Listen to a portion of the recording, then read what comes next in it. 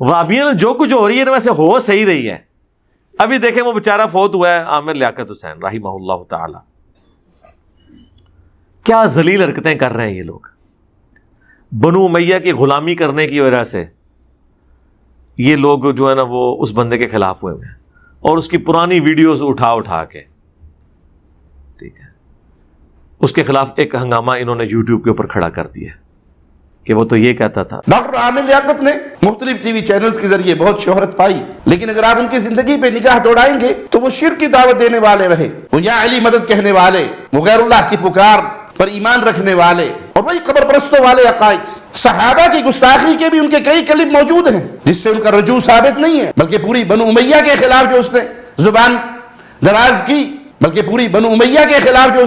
زبان دراز کی جو عقیدہ توحید کے مسئلے پر فیل ہو اس کی وفات پر مغفرت کی دعاؤں کی پوسٹیں اور لوگوں سے یہ طلب کرنا کہ اس کے لیے دعا کی جائے. کسی اہل شرک کے لیے مغفرت کی دعا نہیں کی جا سکتی. مغفرت کی دعا کس کے لیے ہوگی؟ اہل توحید کے لیے. کسی مشرک کے لیے مغفرت کی دعا نہیں ہوگی. بھئی اس نے اس کے اوپر معافی مانگ لی. اتنی موٹی اس نے کتاب لکھی ہے سیدہ عائشہ کے مقدمے کے اوپر، وہ اس کی ویڈیوز میں ریکارڈڈ ہے. سیدہ عائشہ سلام اللہ علیہا کی قبر کے پاس بیٹھ کے اس نے اس کے کچھ اوراق لکھے ہیں جس میں اس نے معافی نامہ اپنا لکھا ہے. ناظرین محترم، میری کتاب ہے مقدمہ ام المومنین سیدہ عائشہ صدیقہ رضی اللہ تعالی عنہ. میں اس کتاب کا ایک ایسا ورق آپ کے سامنے کھولنے جا رہا ہوں جو میں نے حضرت عائشہ صدیقہ رضی اللہ تعالی عنہ کے قدموں میں بیٹھ کے لکھا. یعنی ان کی قبر اطہر کے پاس میں نے اجازت لی سعودی حکومت سے 15 سے 20 منٹ کی، اور یہ 15 منٹ میں میں نے لکھا جو اس کتاب میں شامل ہے. میں وہ آپ کو پڑھ کر سنانا چاہتا ہوں. امی جان، بے غرض آپ کی ذات ہے، میری نہیں. سو میں آپ سے ملتجی ہوں اور اپنی غرض بیان کرنا چاہتا ہوں کہ میرے نام اعمال میں سیاہ کاریوں، بدکاریوں اور غلاظتوں کے ڈھیر کے سوا کچھ نہیں. بس اس کیچڑ جیسے وجود میں حب عائشہ صدیقہ رضی اللہ تعالی عنہ کا ایک کمل کھلا ہے جو کہ کتابی شکل میں موجود ہے. اسے قبول کر کے میری اللہ کے رسول صلی اللہ علیہ وآلہ وسلم سے سفارش ضرور فرما دیجیے گا. امی جان، آپ میرا ذمہ لے لیجیے، کیونکہ میرے ذمہ تو جو کچھ تھا میں نے اسے نہیں نبھایا. میں نے اپنے کسی عہد کو پورا نہیں کیا، مگر آپ تو ان کی حیات پاک کی رفیقہ ہیں جو عہد پورے کرنے والوں میں سے ہیں، جنہوں نے شب ہجرت بھی امانتوں کا خیال رکھا. اور کچھ یوں ہوا کہ لوگوں کی امانتیں علی المرتضیٰ رضی اللہ تعالی عنہ نے سنبھالی، اور اللہ کی امانت یعنی محمد مصطفیٰ صلی اللہ علیہ وآلہ وسلم کو آپ کے بابا جان حفاظت میں لے کر نکلے. میرا لباس حیات تار تار ہے، سفارش کے دھاگوں سے اسے رفو کرا دیجیے گا. امی جان، ایک مرتبہ پھر معافی مانگتا ہوں ان سب کی جانب سے جنہوں نے آپ کو نہیں سمجھا، اور ان کی جانب سے بھی جو آپ کی محبت کے دعوے دار تو ہیں لیکن آپ کے مرتبے کو عورت کے ترازو میں تول کر اعزاز ام المومنین کی رفعت تک پہنچ ہی نہیں پاتے، اور زبان کی لرزشوں پر آپ سے ٹھیک طرح معافی بھی نہیں مانگ پاتے. امی جان، اجازت دیجیے. آج شعبان المعظم 1439 ہجری کی 7 تاریخ ہے. شعبانی کا مہینہ تھا اور جنت البقیع کی وہی رات تھی جس نے آپ کے سبب ہم تک شب بارات پہنچا دی. اور کیوں نہ پہنچتی کہ جو آیات بارات کا تاج پہنے ہو اسی کو شب بارات کی خبر دینا زیب دیتا ہے. تو پھر میری بھی بارات ہو، میری بھی بارات ہو، میری بھی بارات ہو. آپ کا غلام عامر لیاقت حسین 7 شعبان المعظم 1439 ہجری، احاطہ جنت البقیع، گنبد خضرا کے سامنے. شکریہ. اور اس کے بعد خلفۂ راشدین کے حوالے سے بھی اس نے سب کچھ کلیئر کیا اپنے ویڈیوز کے اندر. بڑھ کر رحم فرمانے والے، اے گناہوں کو بخشنے والے، آج سب سے پہلے میں اپنی زبان کی لغزشوں اور کوتاہیوں سے توبہ کرتا ہوں. مجھ سے شان صحابہ میں جو بھی گستاخی ہوئی ہو یا شیخین کریمین کی ذات کے بارے میں کوئی بے ادبی ہوئی ہو، اور اے میرے رب یقیناً ہوئی ہے اور میں کھلے دل سے تسلیم کرتا ہوں، اور اے اللہ تیری ہی طرف رجوع کرتا ہوں، اور میں کسی خجالت اور شرمندگی کے بغیر اے میرے رب صدق دل اور خلوص سے نیت کے ساتھ توبہ کرتا ہوں، اے اللہ مجھے معاف فرما دے، اے اللہ مجھے معاف فرما دے، اے اللہ مجھے معاف فرما دے، اور آئندہ کے لیے ناموس الوہیت، ناموس رسالت، ناموس اہل بیت، ناموس صحابہ، ناموس خلفائے راشدین کا سب سے بڑا محافظ اور سپاہی بنا دے، ختم نبوت کا سپاہی بنا دے پروردگار۔ اور اے اللہ اسی طرح ہماری زبان سے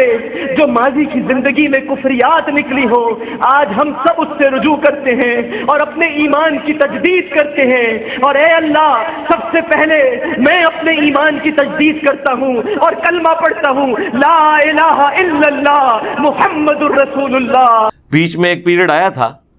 لیکن ظاہر ہے وہ تو ہو جاتا ہے، لوگ ایتھیسٹ ہو جاتے ہیں یار، یعنی صحابہ کا کوئی گستاخ ہو گیا یہ بڑی چیز ہے کہ ایک بندہ منکرین خدا میں شامل ہو گیا تو وہ بڑی چیز ہے، اس کے بعد کوئی توبہ کر لیتا ہے تو پرانی زندگی کے اوپر اس کو آپ کیسے آر دلا سکتے ہیں؟ ٹھیک ہے غلطی ہوئی اس سے، میں نے تو اپنی ویڈیو میں بتایا کہ میرے ساتھ تو وہ رابطے میں تھا،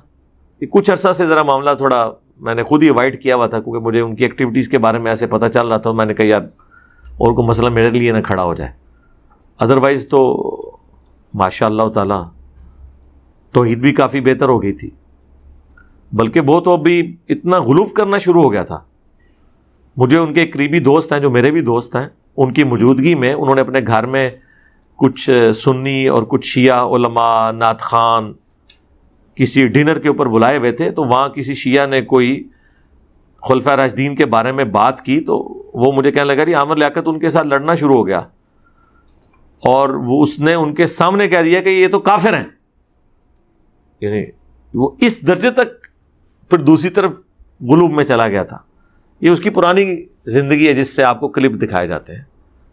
آج میں صبح آتے ہوئے وہ جو فاروق وڑائچ صاحب ہیں، سہیل وڑائچ صاحب کے بیٹے، وہ جو اردو پوائنٹ کے اوپر آپ کو پتا ہے نا انٹرویو لیتے ہیں، انہوں نے 21 جون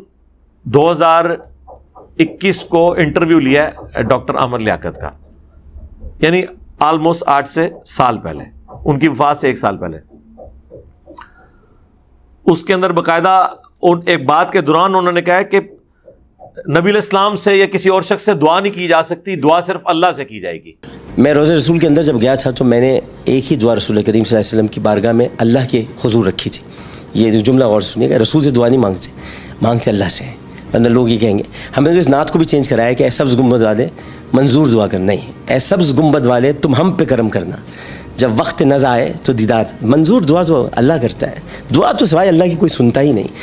اجیب الدعوت الداعی اذا دعان ادعونی استجب لکم، تو دعا تو اللہ سے مانگی جاتی۔ آپ ان کے جملے سن لیں تو آپ کو پتہ چل جائے گا کہ کس اسٹیشن سے وہ بول رہے ہیں، جو میں نے کہا تھا نا کہ وہ ریگولرلی ویڈیوز دیکھتے تھے الحمدللہ، اور یہ جو بول ٹی وی کے اوپر جو دین کے نام کے اوپر تماشا کھڑا کیا ہوا تھا نا ایک خاص فرقے کی سپورٹ میں، جس میں خود عامر لیاقت صاحب خود پیش تھے، اس کے والے سے ان کی ریزرویشن تھی، وہ خود یعنی جب میری ویڈیوز دیکھی کورونا کے دنوں میں جب وہ بیمار ہوئے تھے تو اس دوران انہوں نے ویڈیوز دیکھی اور انہوں نے رٹے مارے ہوئے تھے ویڈیوز کے اوپر، وہ بلکہ وہ اسی طریقے سے جو بابوں کی کہانیوں کا مذاق میرے سامنے اڑاتے تھے جس طرح میں ان کی انجینئرنگ کرتا تھا کہ یار یہ دیکھو یہ کیا بات کر رہے ہیں، ایک چینی جن ہے اور اٹھا کے لے گیا اور فلانا بزرگ جو ہے اڑ گیا اور یہ ہو گیا وہ ہو گیا، اس طریقے سے۔ اور ماشاءاللہ انہوں نے بے شمار ویڈیوز دیکھی ہوئی تھی، اس لیے میرا دل ان کے حوالے سے بالکل اس حوالے سے صاف ہے، کیونکہ میرے پاس تو فرسٹ ہینڈ نالج ہے۔ دوسرا، جو لوگ ان کے خلاف کر رہے ہیں ان کو کہیں کہ آپ کے پاس کون سی ایسی چیز ہے، جب ایک بندہ توبہ کر لیتا ہے پھر تو پچھلی ساری چیزیں جو ہیں وہ 0 سے ملٹیپلائی ہو گئی، تو بات ہی بالکل غلط ہے۔ حضرت عمر بن عاص کی وہ جو لمبی حدیث ہے 321 نمبر صحیح مسلم میں شروع میں ہی انٹرنیشنل نمبر کے مطابق، جس میں وہ اینڈ پہ اپنے موت کے وقت اپنے بیٹے سے گفتگو کرتے ہیں، پھر وہ بتاتے ہیں میری زندگی میں 3 اوقات آئے اور اس میں جو حضرت علی سے انہوں نے جنگیں کی اس کے بارے میں ان کو اینڈ پہ دکھ تھا۔ اس کے آپ شروع میں دیکھیں وہ کہتے ہیں جب میں مسلمان ہونے گیا پہلی دفعہ نبی الاسلام کی خدمت میں، تو نبی الاسلام نے جب دایاں ہاتھ آگے بڑھایا ملانے کے لیے تو میں نے اپنا ہاتھ پیچھے کھینچ لیا، تو حضور نے کہا یہ کیا ہے؟ تو میں نے عرض کی کہ اللہ کے نبی مجھے آپ گارنٹی دیں کہ میرے پچھلے سارے گناہ معاف، اس توبہ کرنے سے پہلے جو میں نے اسلام کے خلاف سازشیں کی تھی۔ تو نبی الاسلام نے فرمایا کہ کیا عمر تجھے نہیں پتا کہ حج جو ہے وہ سابقہ کے سارے گناہوں کو معاف کر دیتا ہے، ہجرت سابقہ کے سارے گناہوں کو معاف کر دیتی ہے، اور ایمان لانا سابقہ کے سارے گناہوں کو معاف کر دیتا ہے۔ تو پھر میں نے بیعت کی، اور کہتے ہیں اس وقت میں مر جاتا تو سیدھا جنت میں جاتا، لیکن اس کے بعد پھر میرے پہ ایک ایسا وقت آیا، پھر وہ دردناک چیز ہے، میں اور طرف چل پڑوں گا، پھر آپ کہیں گے بنو امیہ بیچ میں کہاں سے آ گئے؟ بنو امیہ کے بغیر تو بخاری مسلم نہیں مکمل ہوتی بھائی، قرآن نہیں مکمل ہوتا جب تک کہ ہم ان ایشوز کو ڈسکس نہ کریں۔ ڈاکٹر عامر لیاقت صاحب کے والے سے آپ کو پتا میرا کلپ بھی آ گیا تھا، اسی رات چونکہ لائیو سیشن میں مجھ سے سوال ہوا تھا، تو وہ پھر مجھے اسی دن ان کی ڈیتھ ہوئی تھی، میں بھی ذرا ایک غم کی کیفیت میں تھا، ظاہر ایک تعلق تو ہے تھا، تو میں نے اس میں فی البدی کچھ گفتگو کی تھی، وہ آپ دیکھ سکتے ہیں، ماشاء اللہ تعالیٰ لوگوں نے اپریشیٹ کی ہے، وہ میرے دل کی آواز